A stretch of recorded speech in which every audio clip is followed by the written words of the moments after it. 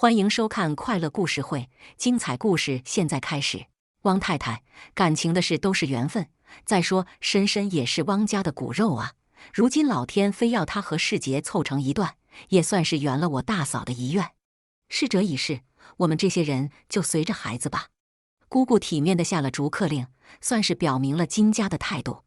哟，我知道你们想的是什么。是我家苏苏是没这个好姐姐学识好，但是至少我们家苏苏清白。小姨话锋一转，直接从包里扔出了一摞照片。前段时间，我这大外甥女差点出了事儿，要不是世杰的亲舅舅舍命相救，她可没机会坐在这儿跟你们闲话家常了。那些照片上全是当时的车祸现场，即使撞坏了保险杠，金耀庭的车牌号还是看得清晰。世杰，你可真好命，有着天下第一好舅舅啊！你可得好好孝顺你舅舅，能舍命救你媳妇，多大的恩情啊！金世杰的姑姑早已变了脸色，连带着看向我的眼神也复杂了几分。自小姨出现，我就知道她一定带着什么大招。我的心从起初的慌张到最后的释然，竟没有我想象中的难过。大概是因为金世杰小心翼翼问出的那句话吧。他说：“舅舅说，当天他是偶然经过的，是那样吧？”所有的信任都是经不起推敲和试探的。前脚还在饭桌上为我争辩的男人，隔天便没了音讯。在这个手机不离身的年代，3天不联络，已经是非常体面又明显的分手宣言了。我还没来得就悲伤，就有人坐在我的面前主动安慰了我。白瞎我教了他这么多年，一点我的风采都没学到。眼前的男人明明是在骂人，我却听不出任何唾弃的滋味，被人冤枉的感觉不好受吧？听舅舅的话，忘了世杰那个小死孩子吧。他看着我，眼中没有试探，只有关怀和笃定。你可别倚老卖老，还舅舅呢，现在你可连我半个长辈都不算了。我撇嘴，不肯卖金耀庭这个面子，不当长辈，当平辈啊。我转头疑惑地看向金耀庭那张过分好看的脸蛋，他看着我不明所以，最终叹了一口气：“算了，送你个礼物。”他拿出一个小盒子，在我面前扬了扬：“你会那么好心，我才不信。这就是只老狐狸，跟他我可占不到什么便宜。20岁的容颜，30岁的魅力，40岁的睿智，60岁的身家。幸亏当初小姨没有自不量力，给我选了个容易的猎物。要是我需要蛊惑的人是眼前这个老怪物，谁被拿下还真不一定。你呀，算计别人的时候什么都懂，怎么到自己就……”他没说完，最后轻拍了我的头，随后就把盒子塞到了我的手里。迫不及待地打开盖子，里边是个车钥匙形状的 U 盘。什么嘛，我还以为你真送了我一辆法拉利呢。我装作不满的嗔怪，心里却已经是归心似箭。一辆法拉利而已，你就这么没出息？懒得跟他继续争辩，我急急告别，迫不及待地想要解开 U 盘里的秘密。而在我的身后，那个一直注视着我的男人则不满地嘟起了嘴：“切，小孩子就是不识货，老子不比法拉利值钱。”手里已经有了不少证据，足以让渣男社死，罪人伏法。可我还在思考着如何才能将所有的事搞到一天，制造一个叫他们终生难忘的修罗场。没想到这个机会很快就到了。金汪两家忽然宣布了儿女要订婚的消息，时间就定在3天后。我倒没有因为金世杰的变心而难过，反倒是做着更加大胆的猜测。小姨这一定是狗急跳墙，又下大招了。我想要去找金耀庭验证这个猜想。不知为何，自那天的会面后，我竟然不自觉地把他归到了自己的阵营。其实我心里也有疑问，就算是他发现了什么不对，大可以报警，为何要撞车呢？怎么说，他也是个身家过亿的大老板，无儿无女的就为我以身犯险。别说金世杰的姑姑起疑，就是我也猜不透。难道他真的对我？楚深深，你是不是装深情装多了？你以为谁都那么容易爱上一个人啊？何况金耀庭才不是普通人呢。还没进门，我就听见了金耀庭满嘴的火气：“你们都是蠢货吗？事情还没查清楚呢，你干什么要答应他们？”看着我进了门，他才停了口气。没等我开口，他就开始吐槽那帮糟心的败家亲戚。原来，在见过我之后，金世杰的奶奶家就引起了轩然大波。他们一波波给金世杰做思想工作，试图让他远离我这个不简单的女人。心情郁闷的金世杰喝了不少酒，竟然迷迷糊糊地和前来安慰他的汪苏苏发生了关系。事后，汪家人不依不饶，非要金世杰给个说法。相较于不清不楚的我，他们矮子里拔大个，还是选了汪苏苏。一帮蠢货，天底下哪有这么凑巧的事儿？金耀廷早已看穿，无奈利益面前，金世杰的姑姑林欣早就把他当做了侄子最大的对手，根本听不进劝。你那么生气干什么？难道是因为不想随份子吗？我装作十分认真的疑问，逗乐了金耀廷。你是又要出什么鬼点子了？别冤枉我，我只是想去凑凑热闹。我坦白了自己的想法，要金耀廷带自己前往婚礼现场。婚礼准备的这么仓督，小姨一定害怕节外生枝。没有金耀廷的帮忙，估计我也就只有变成苍蝇，才能飞进现场了。你的心真大，前男友的婚礼，你也吃得下饭吗？谁说我是去吃饭的？我是去送卦的。看来最后的大戏就要开场了。这件事就这么说定了，收到请柬第一时间告诉我呀。我先走了。我站起身就要朝门口走去，金耀廷却直接从办公桌的后边一跃，跨过1米多宽的桌子，自背后箍住了我。怎么，指使完我就想走？妈的，他是哪里来的老妖精啊？身手要不要这么矫健啊？怎么，就是带我去参加个婚礼，总不会要我帮你出份子钱吧？那种熟悉的感觉袭来，我不由得绷住了神经。既然那么多人认定了咱们俩才是一对儿，那我们就满足大家的期待吧。婚礼当天，高朋满座，整个城市里有头有脸的人都来了。这里一大半肯定都不是冲着汪家。直到看见了来接我的金耀廷，我才发现他给我的礼服早就暗藏玄机。不用穿得这么明显，只要我和你一起进门，大家就会开始疯狂议论了。没办法，油腻的中年人就喜欢炫耀。他摊开手，毫无廉耻地承认了。我懒得理他。这个人越熟悉，就越跟第一次见面的形象分崩。直到看见了酒店门口的结婚照，我才意识到有些事真的要在此刻完结了。果不其然，一走进大厅，人们的目光就都被我和金耀廷牢牢吸引。他是向来的老脸皮厚，直接带我坐到了主宾席上。林欣颇为不满，话虽体面，可言语间都是对金耀廷的不满。他说他为老不尊，金耀廷却依旧我行我素，甚至还直接回了句女人越老话越多。小姨的眼睛从我进来那刻就一直盯着我，生怕我会轻举妄动。直到婚礼即将完美礼成，她才终于舒了口气。哎，能看到自己的女儿出嫁，我死而无憾了。她幸福的泪水滑下，任谁看过去都是一个善良温和的母亲形象。台上的汪苏苏就像是得了胜利的母鸡，高傲地仰着头。至于金世杰，他倒是全程板着一张脸，面无表情。紧接着，主持人话锋一变，忽然邀请神秘嘉宾登场。下面有请新娘的姐姐送来一份特殊的礼物。在小姨和父亲错愕的瞬间，我已经接过了主持人的话筒，站在了舞台的中央。不行，必须要拉他下来。不仅仅是小姨，林家的人也都慌了神。可一些穿着便装的宾客忽然从四面八方走来，控制住了想要拉我下台的人。林欣毕竟是见过世面的，一下子就懂了。金耀廷，这可是你外甥大喜的日子啊！你这样让世杰丢脸，是要做什么呀？要是世杰就这样糊里糊涂的娶了个杀人犯的女儿，那才是真的丢脸。小姨像是摸了电门，浑身战栗。亲家，你们哪里听到的谣言？是不是深深瞎说了什么？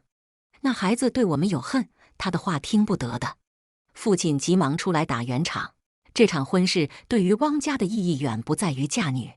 当初他可是以要告强奸为由，得到了林欣允诺的注资。要知道，现在的汪家早就因为前几年的大量囤地，债台高筑。要是再还不上银行的贷款，他可真连个空壳子都剩不下了。汪老板，你还是好好听听你女儿要说的话吧。握住麦克风，我望着台下一张张充满了不同表情的脸。这一刻，我等了何止6年啊！本在播放现场录像的大屏幕被切走了，图片一张接着一张张的播放。从最初的收养报告，到之后的亲子鉴定；从高庆对着混混头目的许诺，到汪苏苏念书期间和别人大尺度的色情录像。短短10几分钟，在座的各位见证了汪家、楚家纠缠了3代人的故事。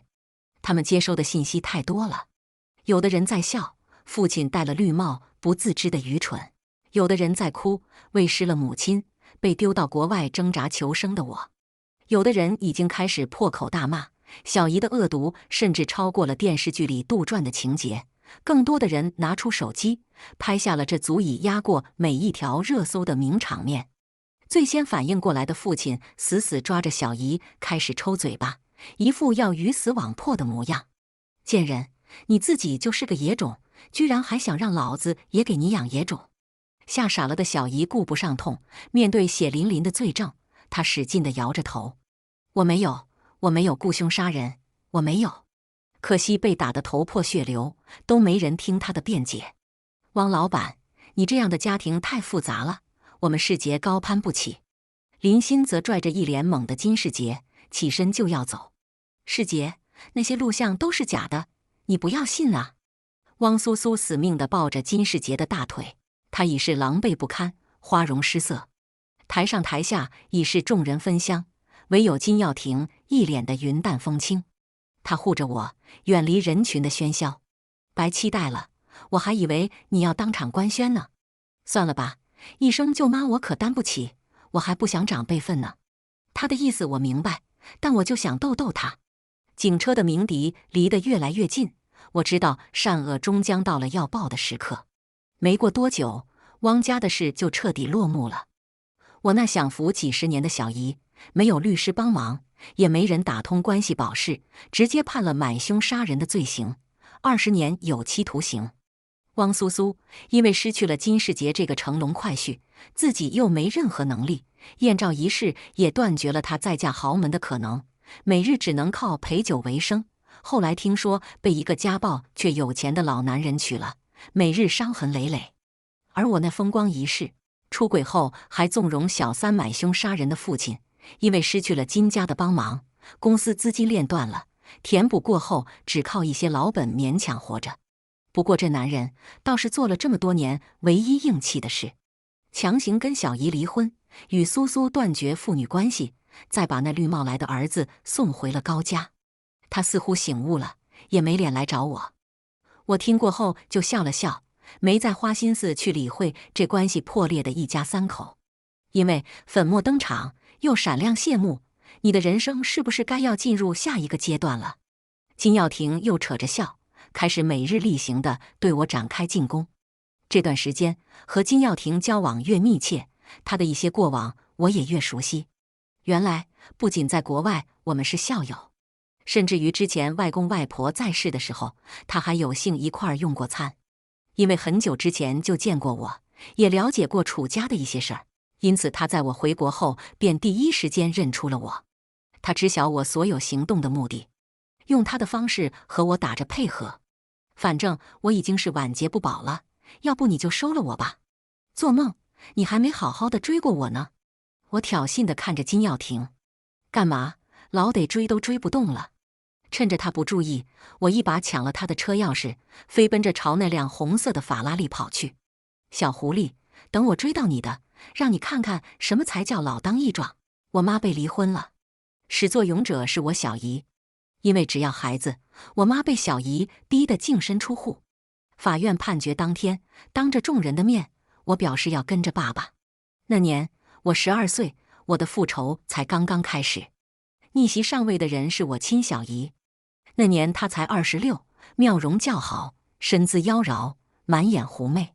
可惜这样的美人却一直都没有婚配，大概率是因为她带着一个生父不详的表妹吧。外公外婆为她操碎了心，临终前还在叮嘱我的母亲一定要照应好不成熟的她。为了了却父母临终的遗愿，母亲好心照顾小姨，没想到小姨却直接爬了姐夫的床。一向温婉如玉的母亲根本见不得这幅场面，直接病倒了。年幼的我至今还记得她在母亲的床边声泪俱下的惨相。姐姐，我真的是情难自禁啊！而且这么多年来，我和楚哥，哦不，姐夫早就有感情了。再说了，姐夫他这样也不是第一次了。一张亲子鉴定彻底毁灭了我母亲残存的爱意。原来我那个身世不详的表妹，竟然就是我同父异母的亲妹妹。来自丈夫和妹妹的双重打击，让我的母亲一病不起。小姨还是那个小姨，不过我终于看清了她羊皮下藏不住的狼谋。年幼如我，似乎一瞬间就长大了。盛夏时分，小姨每每前来，她总是声泪俱下，要我妈看在孩子的面子上别太计较。就在我妈妈以为她上有一丝良知，想看在我的面子上内部解决，没想到她的想法却是：姐姐，你就跟姐夫离婚吧。你的女儿已经享受了10年家庭的温暖了，也该轮到我们家苏苏了。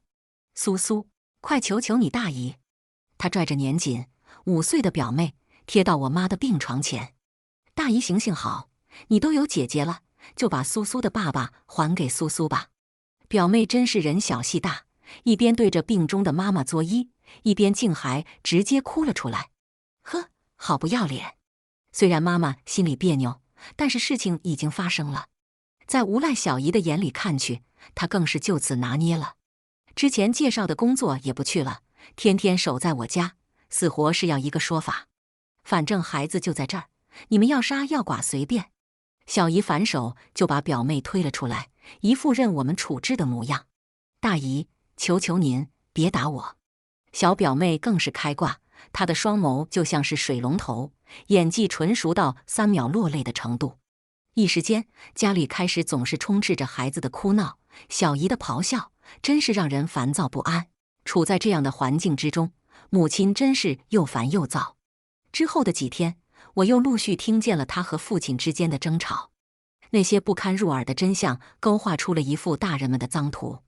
接连几天，只要入夜，我就睡不着，只能在家里的老洋房里来回闲晃悠。我的父亲祖上一直从商，到他这一代已经富甲一方了。自父母婚后，我就一直生活在爷爷奶奶留下的这座老洋房里。即使有些地方的木材出了点状况，父亲宁可封了房间，依旧不肯轻易拆卸。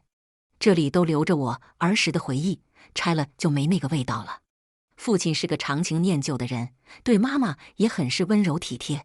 老实讲，我曾经的梦想就是嫁给父亲一样的男人，可没想到卸掉了滤镜的父亲竟然比普通人还不堪。楼梯下方，我瞥见了独自坐在吧台饮酒的父亲。母亲精疲力竭的几日，他也显得越发苍老。楚哥，你怎么还不睡呀？一道柔柔的女声传来。深夜，我瞥见了那道我早已经猜出来的身影。小姨穿着浅绿色的真丝睡衣，站在灯光下舒展着腰身，婀娜旖旎。睡不着啊，要不要跟我喝一杯？她一手提着一瓶酒，另一只手被捏着细细的高脚杯。长大了后，我常想，当年的爸爸为什么会中招？思来想去，唯一的答案就是人性的脆弱。越是精神集中的时候，越容易开小差。世界上没有绝对理智的人，尤其是在充满诱惑的环境下，永远不要和人性做斗争，你必将会输得一败涂地。苏苏的身份曝光后，小姨就堂而皇之地住进来了。妈妈的脸色一天比一天不好，可除了流泪，似乎没有任何实质性的进展。小姨用一种前所未有的速度，在我们家扎了根。她陆续更换掉了佣人和司机，等妈妈反应过来，身边已经没有了可用之人。爸爸估计也是懒得吵了，直接躲到了公司。家里只剩下我和妈妈。每日在餐桌上，小姨和苏苏更像是这家的真正的主人，甚至连座位都被调换了。你到底要干什么？妈妈的精神近乎崩溃了，可小姨还是笑盈盈的。姐姐，我就是想让苏苏过得好一点，你也是当妈的，你肯定懂我。小姨的狐狸眼笑盈盈，可那抹狠戾总是让人不寒而栗。不仅仅是妈妈，苏苏对我的侵略也慢慢开始了。她说喜欢我的房间，就搬了进来，没有撵走我，而是非要跟我同室而眠。每天晚饭后，她总是会给爸爸的办公室打电话，然后在我进门后又匆匆挂断。姐姐，你知道吗？从小我就特别羡慕你，每次来外婆家，你穿的衣服都不一样。那时候我特别盼望你快点长大，那样那些衣服你穿不了了的时候，就可以给我了。不过现在我也有新衣服了。她扬起一件长裙，展示给我看。花色的长裙直到她的脚踝，分明是我的尺码。苏苏的行为诡异又迷惑，时刻折磨着我。终于，妈妈还是沉不住气，跟小姨坐下摊牌了。她问小姨才能离开。我以为小姨会恼羞成怒，甚至撕破脸皮，没想到的事发生了。我下午就走，票都买好了。小姨回答得特别干脆，别说妈妈，我都愣住了。姐姐，你保重。你真的，真的，我说到做到，就是你求我，我都不回来。第二天，小姨果然带着苏苏离开了。一切发生得如此快，但是消散得又异常轻松。深深，这段时间发生的事都过去了。妈妈安慰地笑，显得格外无力。回望小姨来的这几个月，真的宛如一场噩梦一般。秋风从窗外吹来，我感到一股萧瑟的凉意。小姨来时送的绿植已经长了起来，叶片正随风摆动。她真的会走得这么干脆吗？我的疑惑在3天后得到了验证。躲了几周的父亲终于回了家，却是为了和我妈吵架。原来小姨匿名检举了父亲，要不是我在股交所的朋友帮我通了气，你知道后果有多严重吗？你能不能别去招惹你妹妹？你真会惹事儿。父亲是真的慌了，以至于他都忘记了小姨是因为什么才来的。无奈之下，妈妈还是给小姨打了电话。整个白天她就是不接，直到深夜，妈妈的手机才响个不停。姐姐，你找我呀？你到底要怎么样啊？你现在呢？我们回来好好谈谈吧。你要求我回来的，是吗？那条件就要我开了，离婚吧。除了孩子，其他你什么都带不走。对比妈妈因焦虑而发涩的嗓音，小姨的声音明显的清晰，在静谧的午夜响起，有种说不上来的诡异，就像是阴差的催命符。直角的母亲濒死般的窒息。果然，母亲妥协的后果是离婚，净身出户。父亲也很好心表示，母亲可以把我带走，母子连心，他理解的。净身出户，虽然我还小，但是从旁人的提醒中，我还是明白了，小姨要把母亲赶出家门。那些本来有一半该属于母亲的钱，小姨一分都不想给母亲。母亲也可以打官司，告我父亲重婚罪，但她还是不希望我有一个污点父亲，选择了隐忍。我想劝母亲去告，父亲有没有污点我不怕，但母亲坚持说我小，考虑不够周全。最终离婚调解，法庭宣判的时候，我在母亲错愕的眼神中选择了父亲，因为我想保护母亲，母亲绝不能一无所有。因为没能拿到我的继承权，母亲这才冷静下来，和父亲进行离婚调解，最终拿走了父亲的小部分身家。我在法庭上闹的那一出儿，属实让小姨慌了一阵，她的如意算盘，因为我的骤变打得并不圆满，不过很快她就接受了这个事实。你喜欢叫我小姨，就继续叫，不喜欢的话，叫我什么都可以。家里有家里的规矩，该叫什么叫什么。二婚燕尔的爸爸是彻底中了邪，三言两语都在维护小姨。那姐姐就跟我一起叫妈妈吧。苏苏也眨着大眼睛，一脸的天真。自从妈妈被迫离开，我算是见识了小姨的手段。在对父亲的了解上，妈妈真的比不上这个后来者。比起妈妈那种来自妻子的关切和交往，她面对爸爸更像是对老板。她可以轻易掌控父亲的情绪，并在最适当的时机说出自己的诉求。小姨就像是温水煮青蛙，一步步牵制住父亲的情绪。小姨对父亲是提供最好的情绪价值，对我则是无尽的精神打压。小姨时不时就会在我面前展现家庭温馨，而父亲不在的时候，则会对我各种嘲讽。好在已经明白处境的我学会了自我控制，实在难受的时候，我就去见见妈妈。只要妈妈在，我的日子就不算太难。为了妈妈，我就有坚持下去的勇气。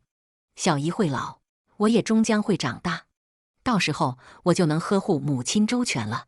明确了目标后，我则把全部的精力放到了学习上。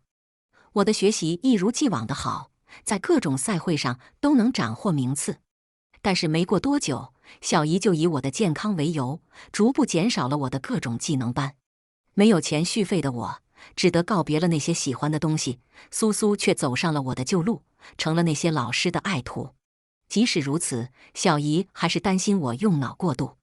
在高一的时候，她罕见地研究起我的各项成绩，不经我的同意，她就擅自改了我的择业反项，从我最喜欢的文科换成理科。我是为了你好。每一次，她都会在打击我后，再对着我盈盈地笑。我看着她，渐渐有了鱼尾纹，但是那抹狠戾只比以前更害人。我知道，小姨之所以在收敛，是因为她还没拿到最大的筹码。就在我入学半年后，我终于还是听到了那个消息：姐姐，我要有弟弟了。苏苏开心地向我宣告。这一次，她甚至懒得说我们，而是直接用了她一人的字眼。离家半年，我才得知小姨已经怀孕7个多月了。纵使是大龄孕妇，她用了不少心思，胎特别稳。得知小姨怀孕不久，我趁着周末去看了妈妈。离婚后拿到分红的母亲很快开始了新的生活，渐渐有了经验的母亲开始了自己的小事业。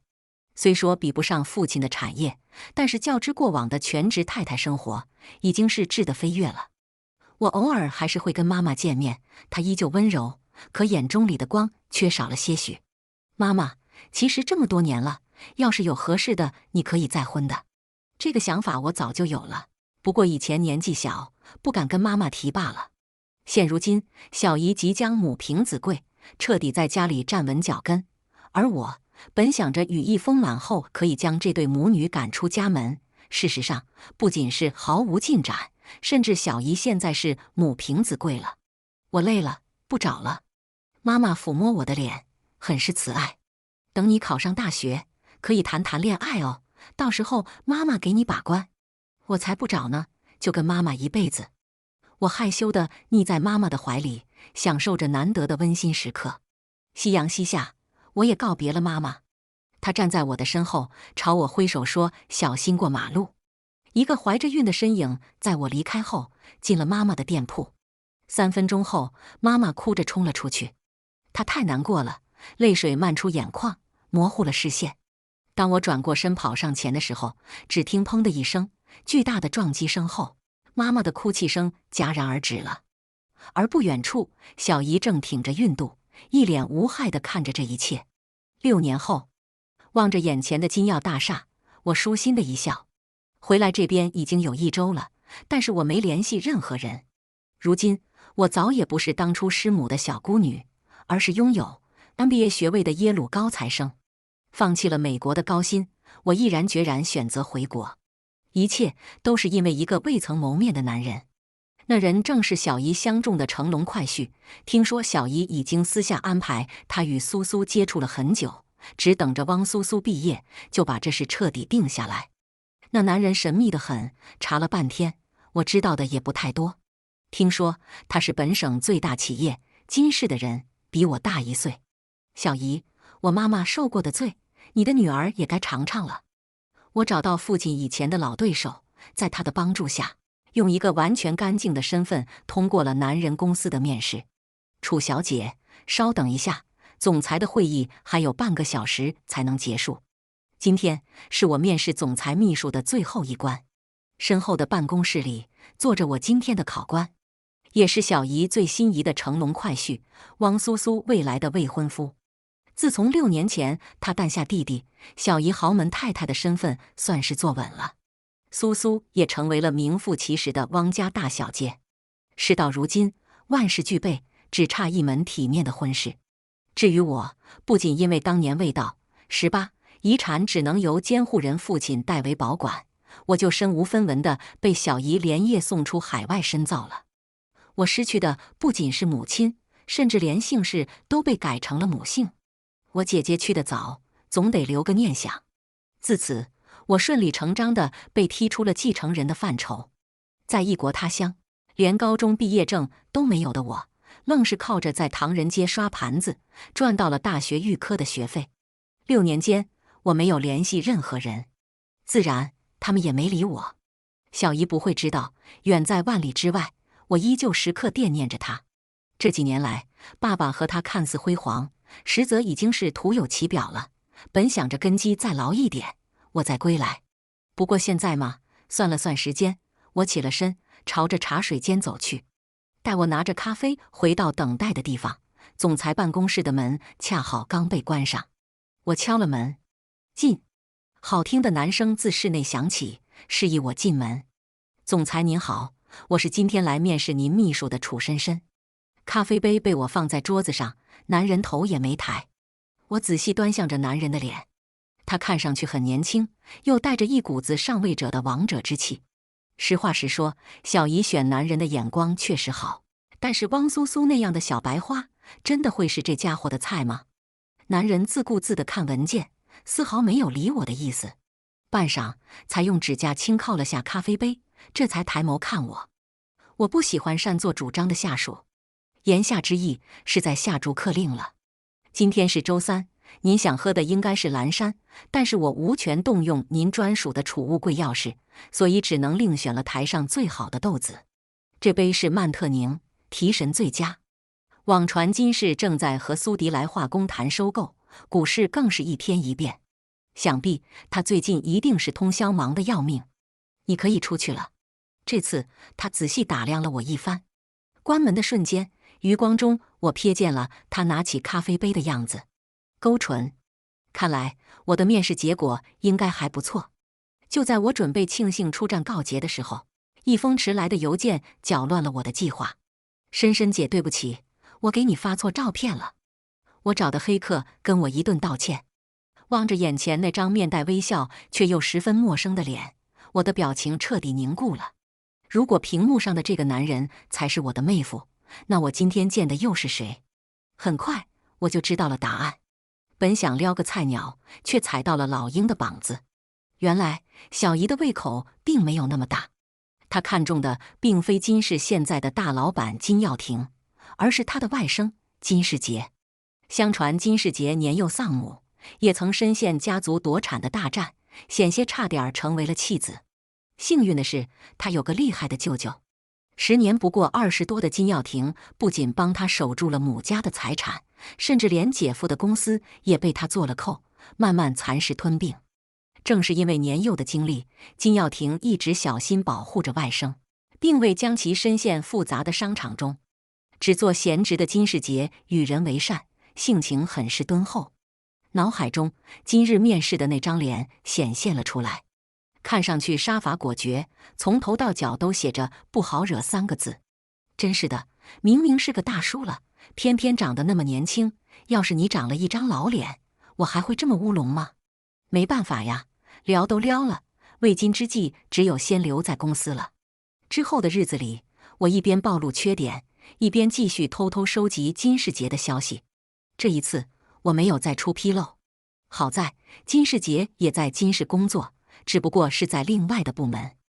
我的录桌很快消耗掉了金耀庭最初的好感。1周后，我就收到了 HR 的停职通知。楚小姐，从明天开始，您将不再担任总裁秘书了。如果您愿意接受调配的话，还是可以留在我们公司的。不管怎样，我必须先留下了。我忍住耐心，从底层做起，也不断关注着公司内部的调任。在一次次的升职考试中，我终于如愿当上了市场部总监金世杰的助理。HR 也终于发来了调任令。呵，妹夫，见你一面真难啊。就这样，我成了金世杰的助理。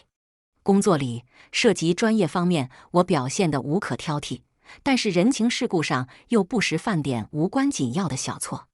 你的家人一定把你保护得很好，眼色都不太会看。对不起，总监，下次不会了。我看上去有点懊恼，负气地低下了头。但是心善的金世杰却根本没生气，甚至还安慰了我。没关系，下次这种应酬的场合你就不用来了。我刚要争辩，反倒收到了他肯定的眼神。每个人都有自己擅长的，你不必介怀。其实，金世杰才是被保护的最好的那个，以至于我的小套路，他一次都看不出来。一来二去，我糊涂精英的人设算是立住了。大数据盛行的今天，我也早已清楚出了金世杰的喜好。科学表明，人们心中所谓的梦中情人，其实就是那个理想中未曾达到的自己。男女借由恋爱婚姻的结合，完成心中的遗憾。我不确定金世杰是否会跟苏苏凑合试试，但是要让他真心接受这门婚事，绝非易事。尤其是在我已经努力塑造出了一个无限接近他的梦中情人之后。深秋将至，墓园也变得异常萧条。站在墓碑前，秋风吹起了我的衣角。墓碑上妈妈的脸依然美丽，却再也无法回应我的呼唤了。深深，是你吗？父亲的声音自身后响起，我刻意滴入的眼药水起到了效果，酸痛过后，泪水适时落下。爸爸。转身，我满脸错愕，摘下了墨镜。眼前的男人早已没了记忆中颐指气使的神采，大腹便便，头发也略显稀疏。都说近朱者赤，近墨者黑，他真的和小姨越来越像了。你什么时候回来的？怎么不联系爸爸？多年未见，他的语气里没什么思念，只剩下了不满。如果您没换电话号码，应该早就收到我的短信了。在美国的时候，我也不是没尝试过联系父亲，可是每一次都是小姨接的。你爸在休息，有什么事儿等他醒了再说吧。没错，估计父亲早已中了小姨的沉睡魔咒，要不然也不会对我遭逢的一切视而不见。再然后呢，那号码直接变成了空号。过去的事儿就不说了，咱们总归是一家人嘛。父亲尴尬地笑了，既然回来了，也该回家看看嘛。那个家里还有我的位置吗？对我最好的人不就在这吗？我抚摸着母亲的墓碑，语气满是委屈。你妈当年走得急，但是那个肇事司机也已经伏法了。深深，你要向前看呐，可不能一直活在过去啊。妈妈的死真的就是个意外吗？我盯着父亲，逼迫他回忆当年的事。这还有假？确实是意外啊。或许是我的眼神才犀利，他开始躲躲闪闪地回答。其实吧，当年你小姨怀孕，我心思烦闷，就去看了你妈2次，结果被你小姨知道了，就误会了。你小姨当时不是怀着孕吗？心里特敏感，她误会了，去找你妈吵了几句，谁知道你妈气性那么大，直接从店里冲了出来，没想到一下子出了事。父亲轻描淡写地描述着，寥寥几句就给妈妈的死定了性。记忆中母亲被车子撞倒的画面，通过父亲推卸的言语，再次在脑中成像。我揣在风衣里的手捏成了拳。虽然早已预料到了今日的会面，可直到事实完全被说出的那刹，我的心还是忍不住的痛。半月前，我买通了经常给父亲算命的相士，要他夸大其词，将公司近来的不顺都和妈妈的横死联系在一起。你得在你前妻忌日的时候诚心忏悔，要不然我做法也送不走他。像是连唬带骗，逼得爸爸不得不亲自前来。我等了快1天，就是为了听他亲口说出一切。爸爸，我还想跟妈妈待一会儿，您留给号码给我吧，我会联系您的。既然回来了，有空就回家看看吧。父亲留下了名片，头也不回地走了。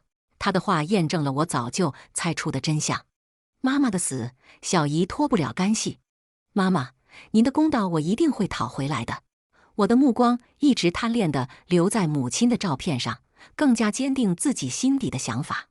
按兵不动的我很快就接到了父亲的电话。你现在到底在做什么？你跟我说清楚。昨晚在金氏举办的酒会上，我看到盛装出席的父亲一家。同样的，他们也发现了我。望着站在金世杰身边的我，小姨眼底的火再也藏不住了。我没做什么呀，就是在金耀上班而已呀。装无辜吗？我也会呀。换个工作吧，我随便给你找个轻巧的。爸爸，这是我毕业后的第一份工作，我干得好好的，为什么要辞职啊？我是你亲爸，难道还会害你吗？他扔来了一份入职报告，我接过来，看到了上边的名头，是家里一间不起眼的分公司，远离核心企业108000里。爸爸，我不是不满意，是不敢。推回了那个文件袋，我唯唯诺诺地回了话。当初您把我的姓氏都改了，我就没敢多想了。您上次问我为什么回来了不联系您，其实我是怕您嫌弃我。如今您的身家远远超过我小时候，一点点风言风语都会影响家里的股价。扯出一丝腼腆的笑，我眼中的苦涩那么真实。爸爸，我自知比不上苏苏，只想脚踏实地一点点闯。父亲的老谋深谙，排挤打压都被我一一美化，变成了我配不上的恩赐。虚荣心大大得到满足后，父亲的话口也松了几许。那你现在住在哪呀？爸爸想你的时候也好见面啊。即使不是他的员工，他依旧还是要把我按在掌心的。暂时住在员工宿舍里。那你没有乱说什么吧？一听还有其他人，他马上警觉了起来。眼看他越发担忧，我也适时下了台阶。没有，大部分员工都是本地人，目前就我一个人住那里。这样啊，我记得你妈妈生前应该有个小房子吧？你收拾收拾，搬回去住吧。当晚，我的慈父就将那栋房子的钥匙给了我。1周后，我就从暂住变成了彻底拥有。真的要感谢小姨这么多年来的调教，才让父亲的耳根子变得那么软。也要感谢汪苏苏的大手大脚，要不然几百万的房子在父亲眼中也不会那么的不值钱。周末，我秘密转移了母亲的骨灰，前往外公外婆家的老宅院。汪家即将掀起一场骇浪，我才不要妈妈被抓狂的小姨伤及到丝毫。老宅院没有想象中的杂草丛生，那里似乎还有人在打理。辗转问了一圈，我才找到了一直帮忙收拾的人。安置好母亲的骨灰，我亲自带着礼物拜访了人家。你外公外婆以前就是大好人，我们一直记得他们的恩情呢。对方很质朴，讲了不少外公以前的事。要告别的时候，他八卦了一嘴。对了，你外公收养的那个孩子后来找到亲爹妈了吗？就是当年别人扔在你外公家门口的，好像是个女孩吧？那时候正好你外婆刚生产没多久，自己的娃没保住，就把那个弃婴留下了。回去的路上，我的心久久不能平静。抢走自己姐夫的小姨，她竟是外公捡来的。恩将仇报，没想到我竟然是东郭先生的外孙女。公司即将组织团建，金世杰邀我一起参加。茶水间里，公司的小姐妹们正在激烈地讨论着。听说这次大老板也会来，我一定要艳压群芳。我猜总裁一定吃了防腐剂，那张脸比20岁的明星还要嫩。他这样多金的单身汉，真想一口吞掉他。身边的人个个眼冒星光，期待万分。可对我来说，这真不是个好消息。那次失误后，我越发忌惮金耀廷。他不是金世杰那样的小纯情，武能力挽狂澜做大佬，文可年过40貌如青。这家伙既是商场上人人敬畏的大资本家，也是那个爱护外甥金世杰的好舅舅。最重要的是，他才是整个金氏最大的掌权人。这次的活动，我准备了不少的绝招，是要拿下金世杰。而他就像是个不定时的炸弹，成了我最大的担忧。好在天降福星，听闻一个一直在谈的客户出了点问题，金耀廷连夜去平事儿了。在那场精心策划的聚会上，我顺理成章和金世杰分到了一组。骑马、射箭，你说我猜，一个个益智小游戏过后，金世杰看我的眼神越发信任。尤其是在那个默契考验之后，连傻子都看得出我们之间流转的一丝暧昧甜味。你们是不是作弊啊？别的队伍纷纷开始吐槽，我却举了双手，认怂辩解。我就是按照自己的喜好写的，一切纯属巧合。题板上的问题我提前偷看过，答案自然早就烂熟于心了。总监，记得给我加薪。金世杰恍惚地握住了那个奖杯，而我也拿到我的战利品。他很明显怦然心动。晚上，在沙滩上，大家围着篝火开始翩翩起舞。你有男朋友吗？金世杰搂着我，手很老实，眼神却慌乱又期待。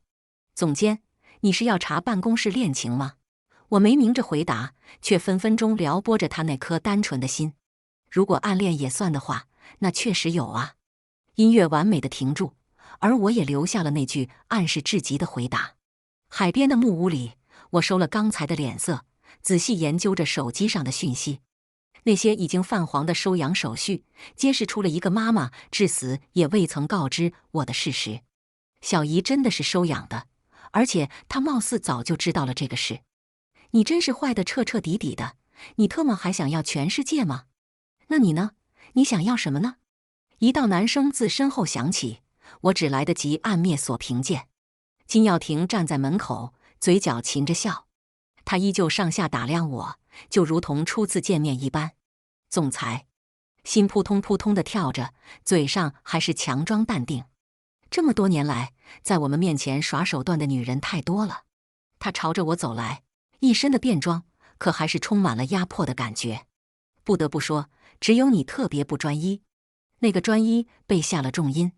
金耀庭那只老狐狸估计早就看出了我的猫腻。我不敢解释，只怕越说越错。你在这儿干多少年才能赚回耶鲁的学费啊？金耀庭站在我的面前，居高临下地看着我。这家伙少说也有188，下巴直对着我的额角。他抽出一个信封，轻轻拍了拍我的头。机票和支票都在，换你一张辞呈，不亏儿。薄唇靠近我的耳畔，一张一合吐着最简单又狠厉的字眼。小朋友，游戏结束了。计划无端被打断，我也只能暂时偃旗息鼓。我没有递辞呈，而是搞了张假的病历单，然后就跟金世杰高告了长假。这些被迫空出的时间，我并未浪费，而是专心去办了另一件事。即使人不在，但金世杰的事我依旧清楚。在公司的几个月里，我收了不少小眼线，只要金世杰有动静，我第一时间就会知道。就在我的影子慢慢的在金世杰的心中扎根发芽，小姨也终于按捺不住了。她设了场子，安排了金汪两家的正式会面。宴会上，金世杰努力维持着涵养，金耀庭则是一脸的漫不经心。世杰呀，听说你最近特别忙，苏苏都找不到你。小姨先发制人，汪苏苏则一脸的不高兴。按理说，你和苏苏也处了这么久了，有些事可以进一步了。汪太太急什么呀？听说令爱的毕业又要延期了，二位是不是应该多操心这个事儿啊？金耀庭是个刺头儿，哪壶不开就爱提哪壶。金老弟，时代不同了，孩子们自己喜欢，咱们就别管太多了。纵使老谋深算，可面对金耀庭，父亲依旧要让上3分。金汪两家是有婚约，但是如果令爱的程度太差，估计跟我外甥也没什么缘分。面对金耀庭再直白不过的嫌弃，汪氏夫妇也只能自顾自地尴尬一笑。这场聚会，他们最终铩羽而归。汪家人离开后，金世杰终于松了口气。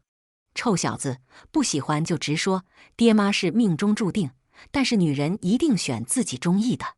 舅舅，我其实确实不太喜欢那个汪小姐。金世杰的话说得很委婉了。这半年，他确实有跟汪苏苏好好接触，不过不处则已，一处就显了真身了。汪苏苏从小就爱耍小聪明，上的课程不少，但是没一样精通的。那些花架子骗骗门外汉还凑合，要蒙金世杰这样真正的世家子弟，简直东施效颦。行，你的事都随你。果不其然，得到了金耀庭的暗示之后，金世杰对我的问候信息从矜持的关切变成了深切的思念，愈发浓烈。抓住时机的我，又一次适时出现在了金世杰的面前。偌大的网球场里，场上的男女技艺悬殊，男方明显没有性子。穿着球服的我和一个男人走到了一边的空场。金世杰一眼就发现了我，并完美错过了苏苏好不容易才打好的一个球。你不是在养病吗？为什么会和别人来打球？他拦住了我，在我和男人之间看来看去。当一向温婉的男人动了心，斯文也都会被扔到天边。不好意思，总监，这是我的私人时间。我得体的走开，却在上场前忍不住回了头。金世杰眼里的愤怒在那一刻化作惊喜，将他的心思展露无遗。适量的妒忌，永远是感情最好的催化剂。在我和男人打球的时候，金世杰再也没有完整的接到一个球。苏苏也不是傻子，自然看出了端倪。这么多年，他早就认可了自己的金世杰未婚妻的身份，哪能受得了这份冷落？他在球场大吵大闹，质问我的身份，甚至直接朝着我砸了球拍。金世杰也不再维持体面，和他吵了起来。受了惊吓的我在男伴的搀扶下，适时退场。跟我谈谈。走出球场，金世杰再也没有放开我。他拉着我进了他的车子，却只知道漫无目的地开着。总监，前边地铁站放我下来吧，我想回家了。你到底怎么了？我给你发了那么多信息，为什么不回？金世杰慌了，傻子都听得出来。你装病、失联、请假都是因为这个人吗？他这么重要吗？连工作都不要了？嘴上说着工作，但是车里全是酸味。我不喜欢被人用球拍打。我出了声，一句话就让金世杰无地自容。对不起，今天的事，如果我们还在见面，今天的事就还会发生。我是个无依无靠的小透明，但是我也有尊严的。言罢，我别过头开始抽泣。你的头怎么样了？给我看看好吗？金世杰靠了边停车，再也没有收敛，想要探寻我的伤痕。我们不是一个世界的人，之前都是我痴心妄想了，现在梦醒了，我会都放下的。他越是愧疚，我就越有胜算。果然，我还没开口，金世杰就主动交代了自己和汪苏苏之间的全部细节。我跟他没什么的，都是以前我妈在世的时候定下的，两家之间有些生意，我也是这几年才和他熟悉上的。真的，我跟他其实一点儿也合不来，外边的话都是瞎传的。我说的都是真的。我灿然一笑，充满了无奈的自嘲。无限留白才是最好的倾诉。他越说越激动，直到把我送达家门口，就差把银行卡号都告诉我了。这小子未免也太好骗了吧！要我是金耀廷，估计早就要亲自下场帮他站岗了。那晚在海边，你说的那个暗恋的人，我认识吗？金世杰还是没忍住，正式跳入了我的陷阱。事到如今，还重要吗？夜风中，我只舍得留个背影给金世杰。仅有的动心并不足以让金世杰彻底沉沦，我还需要最后的一剂猛药。小姨那么仔细的人，很快便会猜出球场上的人是我。留给我的时间真的不多了。有个人，差不多也该登场了。监狱门口，一个男人吐着脏话，一瘸一拐地走着。我开着车子，远远地尾随着他。当年他踩下油门冲向我母亲的时候，不知道是用的哪一条腿呢。很快，男人的面前出现了一部车子，他也坐了上去。车牌号十分好记，我再熟悉不过了。几分钟后，男人提着一个黑包从车上走了下来。包看起来不轻，男人单手根本提不动，只能扛到肩上。当了阔太太就是不一般呐，出手这么大方。可惜那钱男人根本还没捂热乎儿，就被一群做局的赌博撺子骗走了。祸不单行，他以前欠下的高利贷也找上门来。对方毫不留情，二话不说就给他狠狠地揍了一顿。大哥别打了，我还。男人被揍得血肉模糊，意识也不太清醒了。高兴，以前你说这话，老子信，毕竟你也是这一代最红的鸭仔。可是现在你又瘸又丑，你拿什么还呀？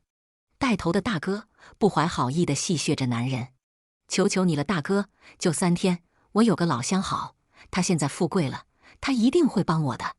呸，哪家富太太那么眼瞎呀，还能给你钱？男人吐了口血，满脸惨相。我曾经为他犯过杀人的罪，他不念着我的恩，也得忌惮我的嘴呀。真的，你也知道我进去过，就是为他犯得的事。当时我装酒驾，其实我心里都清楚的，我就躲在附近的巷口，等着一个女人出来，好一下子撞死她。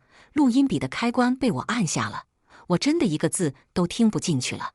如果这是个故事，我或许还能按下暂停键。但是楚子璇，我发誓，我要把我妈妈受过的罪10000倍的还给你。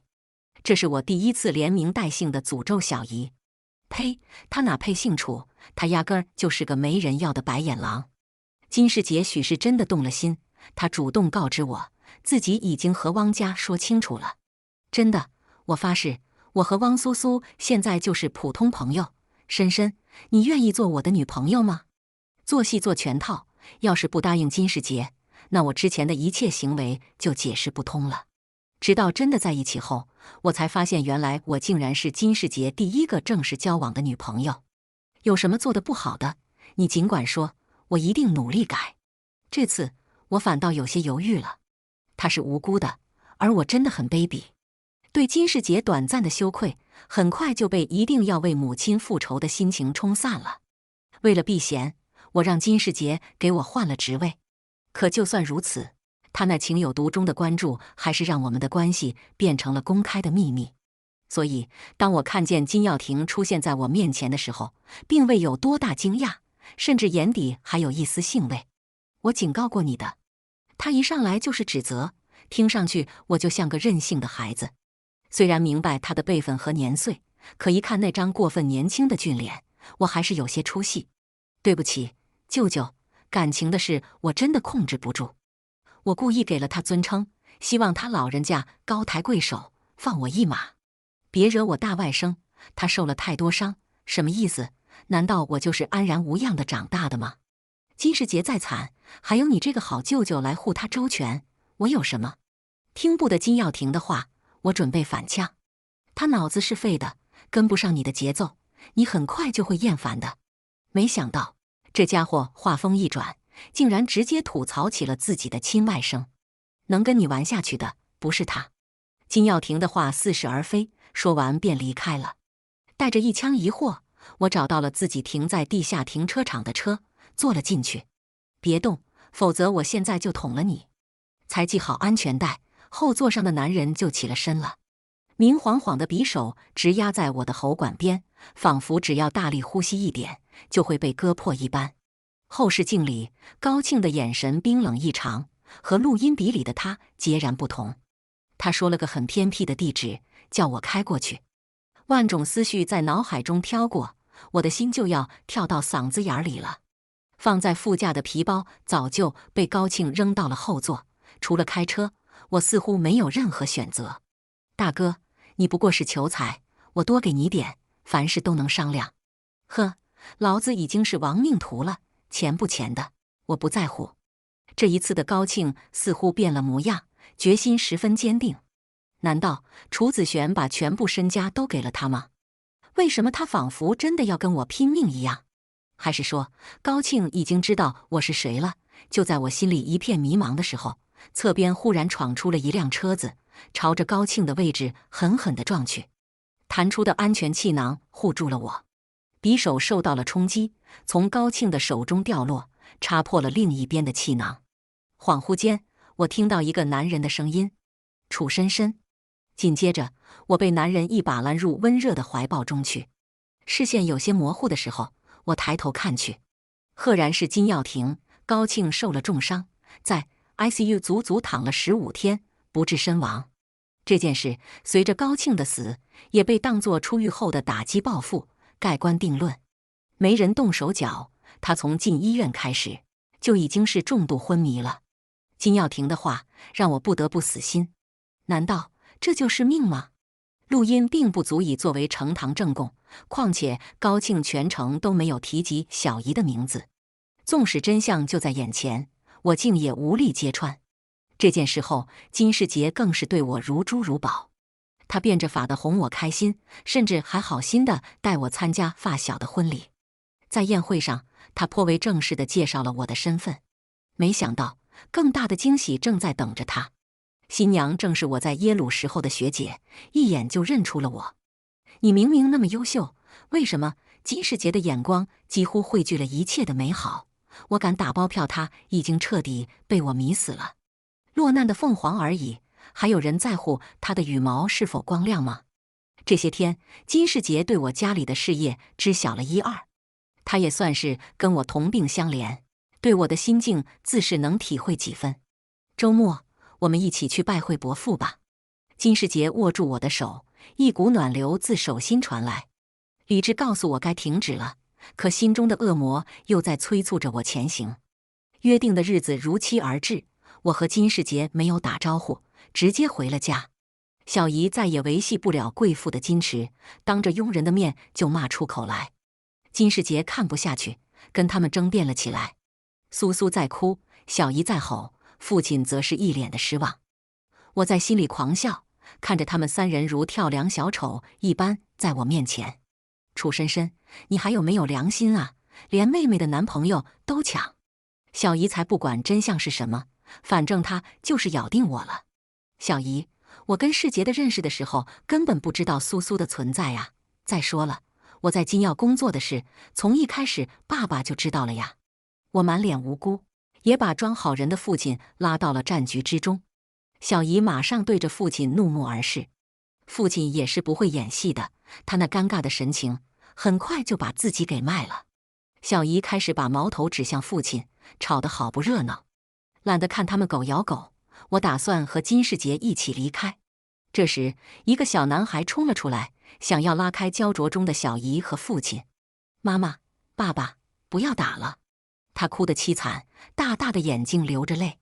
这是我第一次看见小姨的孩子。对于这个同父异母的弟弟，我一直没有多想。可是此刻，我却忍不住地盯着他看。如果我没看错的话，那孩子是个少白头，小小的脑袋上黑发混着白色，圆寸的造型也挡不住那星星的白点。别说是父亲和小姨，没有这样的病，就连我后来查到的小姨生父母也未曾见过少年白的现象。等等，有个人好像是这样的。趁着大人们在争执，我快速走到弟弟的面前。我叫深深，是你姐姐，你叫什么呀？不经意间的，我摸了好几下他的头。待小姨反扑过来之时，我已经拿到了我想要的。当天下午，我去了维修厂，那辆被金耀廷撞坏的车子还躺在角落里，等待着我给他定一个归处。翻了半天，我终于在后座找到了高庆留下的头发，一样的浅灰白色，仿佛双生子一般。呵，越来越有意思了。等待报告的时候，金世杰带我见了更多的人。虽然跟父亲的关系并不好，但是他同亲奶奶家的亲戚还有着很深厚的感情，尤其是他的亲姑姑，对金世杰一直疼爱有加。当年金耀廷帮忙夺产，也要谢谢这位姑姑的大义灭亲。在饭桌上，姑姑一家对我还算满意，尤其在得知我明明成绩优异，还愿意从基层做起，更是给了我很大的肯定。对于长辈们的夸奖，我谦逊地回应着：“世杰是个单纯的孩子，以后你一定多帮着他呀。”世杰的姑姑话里有话，我听得出来。作为辅政大臣的金耀廷迟迟不肯退位，他们也是敢怒不敢言。而金世杰跟舅舅感情深厚，自然也不会想到这层尴尬的关系。他是真的要的不多，可他奶奶家的人却不这样想。他们能接受把钱留给大哥的孩子，却绝对不会甘心看着嫂子的弟弟渔翁得利。一个有商业头脑又没有雄厚娘家的贤内助，绝对是金世杰的首选。在这一点上，我这下堂妻之女的身份竟然还成了加分项。就在一切渐入佳境的时候，小姨却忽然带着苏苏闪亮登场了。金世杰已经和姑姑们说了我家的事，所以小姨起先的说的那些话并没有撼动什么。精彩故事下期更精彩，感谢收看。